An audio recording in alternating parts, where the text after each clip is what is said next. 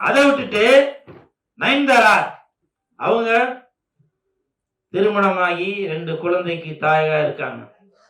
நயன்தாரா மட்டுமா சொல்றீங்க? திரிஷான்னு சொல்றீங்க, கீர்த்தி சுரேஷன் சொல்றீங்க, குஷ்புன்னு சொல்றீங்க.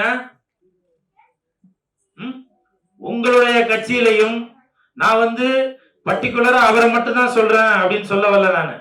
நான் பொதுவா சொல்றேன். இந்த காணாத சுடர் இந்த படத்தோட ஆடியோ ரிலீஸ்ல இருந்து சொல்றேன். உங்க கட்சியிலையும் பல நடிகர் நடிகைகள் இருக்கிறாங்க. சினிமால இருந்து பல சாதனைகள் பண்ணவங்க தான் டாக்டர் கலைஞர் ஐயா அவர்கள். முதலமைச்சரான ஆனவங்க சினிமால இருந்து வந்தவங்க தான் புரட்சி தலைவர் எம்ஜிஆர் ஐயா அவர்கள் முதலமைச்சராக இருக்காங்க. சினிமால இருந்து வந்தவங்க தான் புரட்சி தலைவி அம்மா அவர்கள் முதலமைச்சராக இருக்காங்க. இன்னமும் யாரோ வரப்போறாங்க அப்படின்னு கூட எல்லாரும் நினைச்சிட்டு இருக்கோம்.